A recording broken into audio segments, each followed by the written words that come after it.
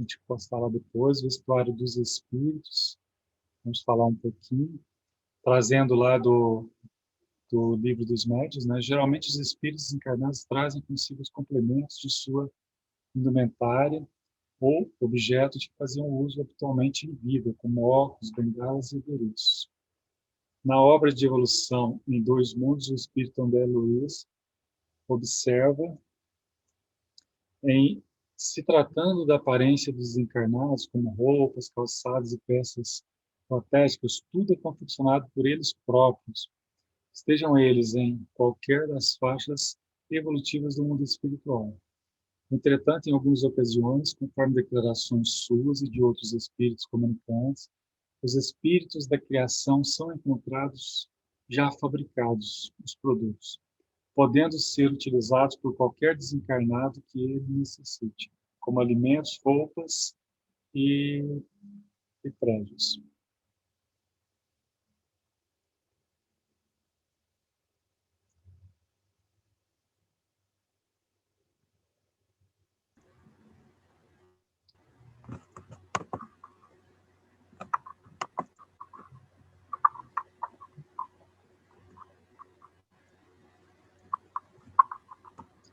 Bom, os espíritos podem produzir as roupas e os acessórios com que se apresentam nas aparições, é uma das perguntas do Livro dos Médiuns. Sim, eles podem produzir, pela ação da vontade, as formas que revestiu os trajes que usou na Terra e que lhe permitem fazer reconhecer.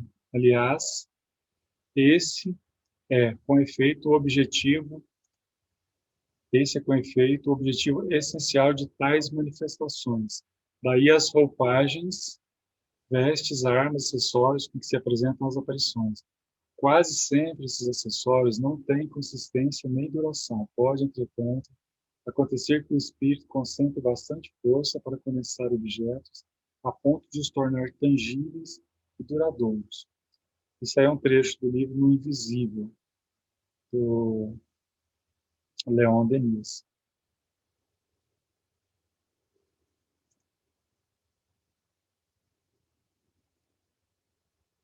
Pesquisando sobre a questão dos vestimentos espirituais, Allan Kardec solicita do espírito, que em vida ficou conhecido como São Luís, um esclarecimento, e ele respondeu: o espírito tem sobre os elementos materiais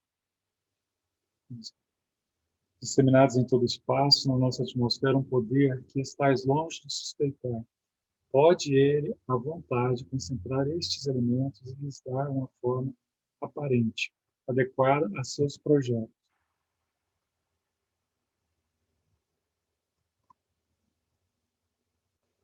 Formação espontânea de objetos tangíveis. Questão 7ª.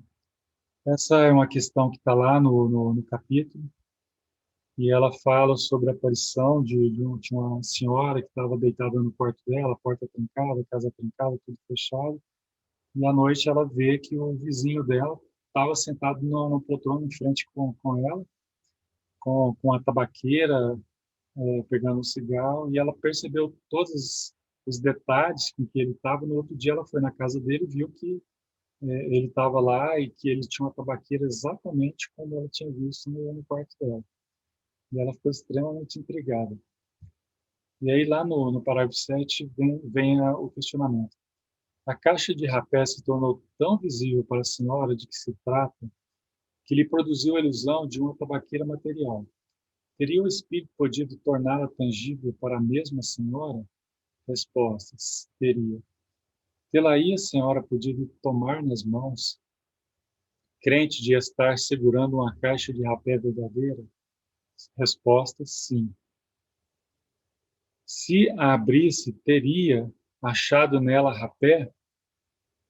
E se aspirasse o rapé, faria expirar? Sem dúvida. Pode, então, o espírito dar ao objeto não só forma, mas propriedades especiais? Se o quiser. Baseado nesse princípio, foi que respondi afirmativamente às perguntas anteriores. Tereis provas da poderosa ação que os espíritos exercem sobre a matéria, ação que estáis longe de suspeitar, como eu disse há pouco.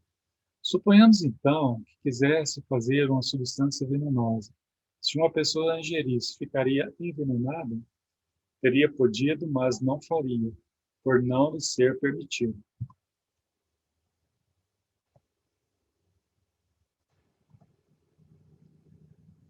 12. Poderá fazer uma substância salutar e própria para curar uma enfermidade? E já se terá apresentado algum desses casos antes? Muitas vezes. Então, poderia também fazer uma substância alimentar, suponhamos que tenha feito uma fruta, uma iguaria qualquer. Se alguém pudesse comer a fruta ou iguaria, ficaria saciado? Ficaria sim, mas não procures tanto para achar o que é tão fácil de compreender.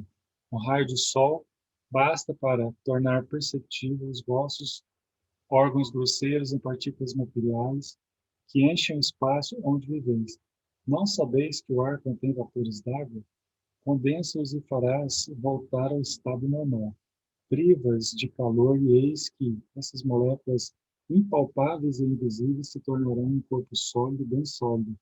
E assim muitas outras substâncias de que os químicos tiraram maravilhas ainda mais espantosas. Simplesmente o Espírito dispõe de instrumentos mais perfeitos do que os vossos, a vontade e a permissão de Deus. Em outra coletânea, a gente encontra a questão seguinte: o papel dos médios difere essencialmente conforme os casos. Eles passam por todos os graus de transe de acordo com as absorções que lhe devem ser feitas, às vezes mesmo como na senhora Esperação Conta. A absorção é total. Noutras circunstâncias, os espíritos trazem consigo quase todos os elementos da materialização e o médio conserva-se acordado. Na questão 1003, o estudo das forças em ação nesses fenômenos demonstra que eficazes auxiliares podem ser a música e os cantos. Suas vibrações harmônicas facilitam a combinação dos fluidos em sentidos opostos. Temos verificado a desfavorável influência da luz.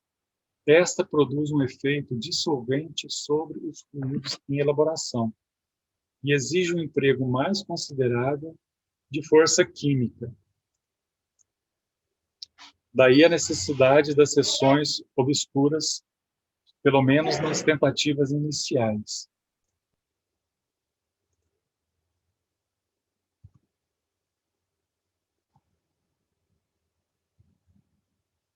14. Os objetos que, pela vontade do Espírito, se tornam tangíveis, poderiam permanecer com esse caráter tornar-se de uso?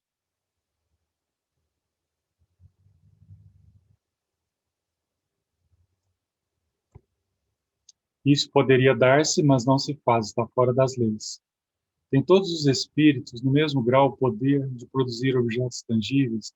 É fora de dúvida que quanto mais elevado é o espírito, tanto mais facilmente o consegue. Porém, ainda aqui, tudo depende das circunstâncias. Depende poder também, poder dispor os espíritos inferiores. O espírito tem sempre o conhecimento exato do modo por que compõe suas vestes, ou os objetos cuja aparência ele faz visível? Não, muitas vezes concorre para a formação de todas essas coisas, praticando um ato instintivo que ele próprio não compreende, se já não estiver bastante esclarecido para isso.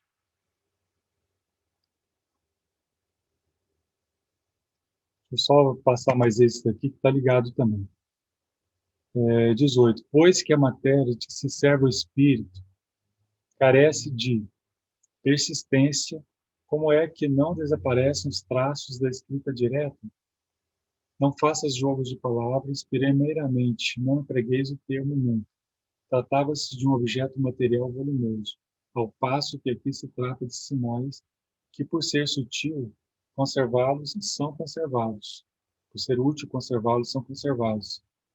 O que quis dizer foi que os objetos assim compostos pelos espíritos não poderiam tornar-se objetos de uso comum, por não haver neles realmente agregação de matéria, como nos vossos corpos sólidos. A teoria acima se pode resumir desta maneira: O espírito atua sobre a matéria, da matéria cósmica universal, tira os elementos de que necessita para formar a seu bel prazer objetos que tenham a aparência dos diversos corpos existentes na Terra. Pode, igualmente, pela ação da sua vontade, operar na matéria elementar uma transformação íntima que lhe confira determinadas propriedades. Esta faculdade é inerente à natureza do espírito, que muitas vezes a exerce de modo instintivo, quando necessário, sem disso se aperceber. Os objetos que o espírito forma têm existência temporária, subordinada à sua vontade ou a uma necessidade que ele experimenta.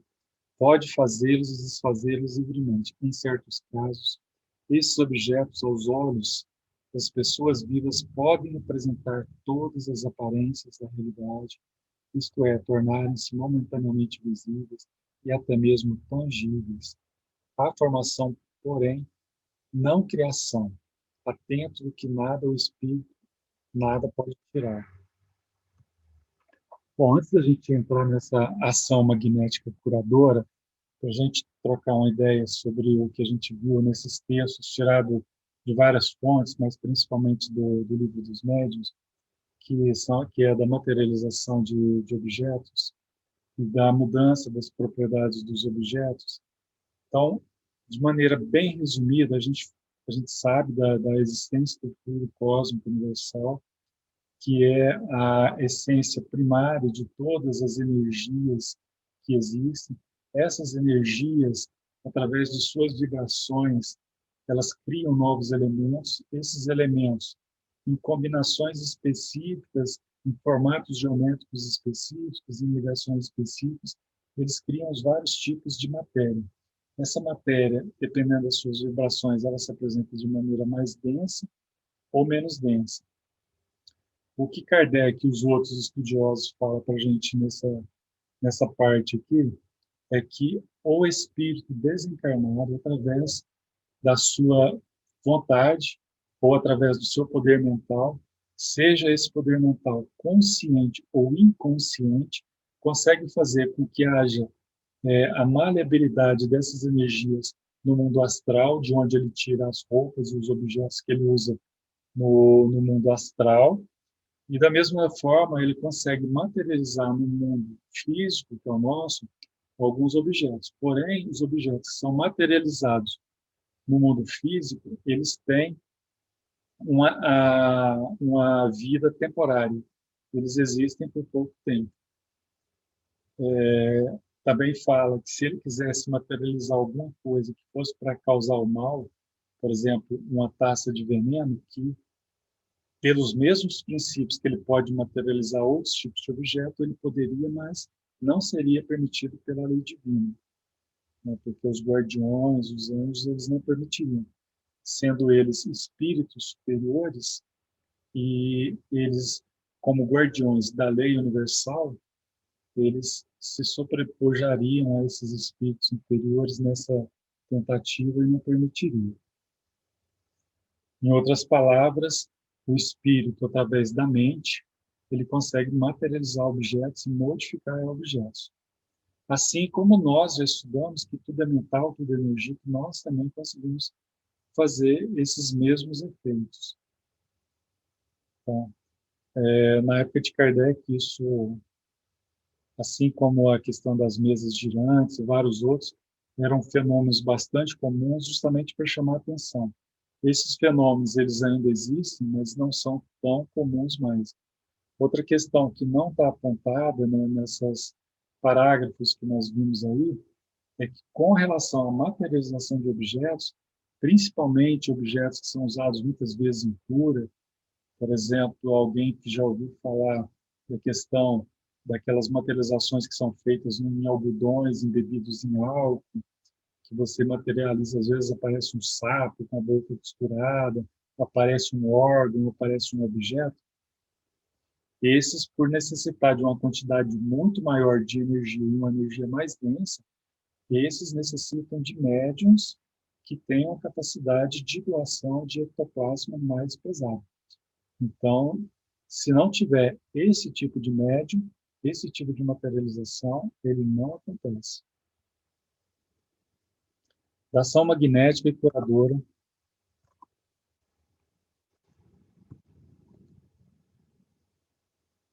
Bom, dando continuidade, essa teoria nos fornece a solução de um fato bem conhecido em magnetismo, mas inexplicado até hoje, o da mudança das propriedades da água por obra da vontade. O espírito atuante é o do magnetizador, quase sempre assistido por outro espírito. Então, nesse caso aí, a gente não está falando de um espírito desencarnado fazendo a modificação das propriedades, mas de um espírito encarnado, que é o do magnetizador. Ele opera uma transmutação por meio do fluido magnético, no caso é o fluido magnético dele, gerado por ele, que, como atrás dissemos, é uma substância que mais se aproxima da matéria cósmica ou do elemento universal.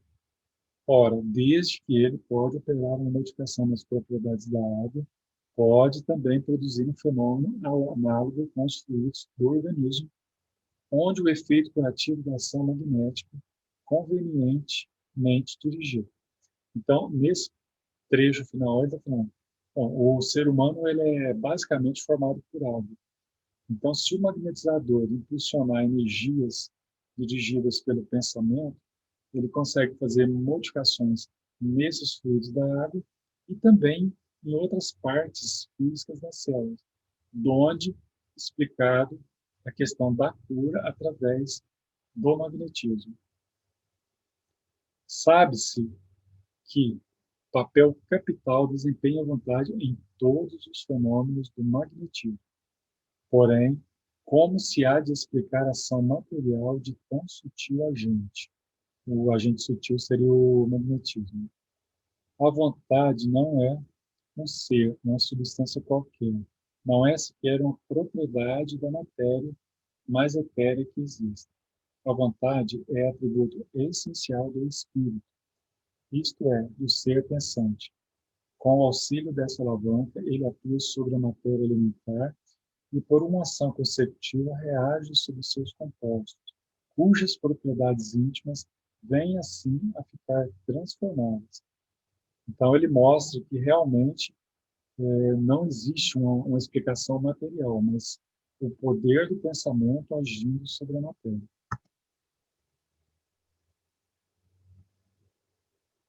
Bom, a gente, visto essa questão da materialização e do poder da modificação da matéria através do pensamento, a gente passa para a última parte, que é dos lugares assombrados. Então, na nossa infância, a gente tinha aquelas historinhas de assombração, que a gente morria de medo, dormia com a luz acesa e outras coisas. E parecia que era uma coisa muito comum, mas no final era a mesma história contada de várias formas diferentes. Aquela historinha da mulher de branco no banheiro das escolas, né? Parece que toda escola tinha uma mulher de branco no banheiro, né? Haja mulher de branco, né? Bom, as manifestações espontâneas, em todos os tempos, se hão produzido, e a persistência de alguns espíritos em darem mostras ostensivas de sua presença em certas localidades constitui a fonte de origem da crença na existência de lugares mal assombrados. As respostas que se seguem foram dadas a perguntas feitas sobre este assunto. Os espíritos se apegam unicamente às pessoas ou também às coisas? Depende da elevação deles. Alguns espíritos podem apegar-se a objetos terrenos. Os avarentos, por exemplo, que esconderam seus tesouros e que ainda não estão bastante desmaterializados, muitas vezes se obstinam em vigiá-los e montar-lhes guarda. Tem os espíritos errantes lugares de predileção? O espírito ainda é aquilo mesmo. O espírito que já se não acham apegados à terra, vão para onde se lhes oferece ensejo de praticar o amor. São atraídos mais pelas pessoas do que objetos materiais. Contudo, pode dar-se que dentre eles alguns tenham durante certo tempo preferência por determinados lugares. Esses, porém, são sempre espíritos inferiores. O apego dos espíritos a uma localidade, sendo sinal de inferioridade, constituirá igualmente prova de serem eles maus? Certamente que não. Pode um espírito ser pouco adiantado, sem que por isso seja mau. Não se observa o mesmo entre os homens? Os lugares assombrados sempre o são por antigos habitantes deles? Sempre não. Às vezes, portanto, se o antigo habitante de um desses lugares é espírito elevado, tão pouco se preocupará com sua habitação terrena, quanto com o seu corpo. Os espíritos que assombram certos lugares muitas vezes não têm para assim procederem outro motivo que não simples capricho, a menos que para lá sejam atraídos pela simpatia que lhes inspirem determinadas pessoas. Vou fazer uma pausa nesse ponto para lembrar um fato que a gente comenta bastante, que ao nosso lado nós trazemos aqueles espíritos que estão nas nossas sintonias. Ou seja, às vezes você está passando pela rua, você está com pensamentos de baixíssima frequência, com sentimentos de baixíssima frequência, você passa perto de um espírito que está naquela mesma frequência sua, ele sente aquela sintonia e te acompanha.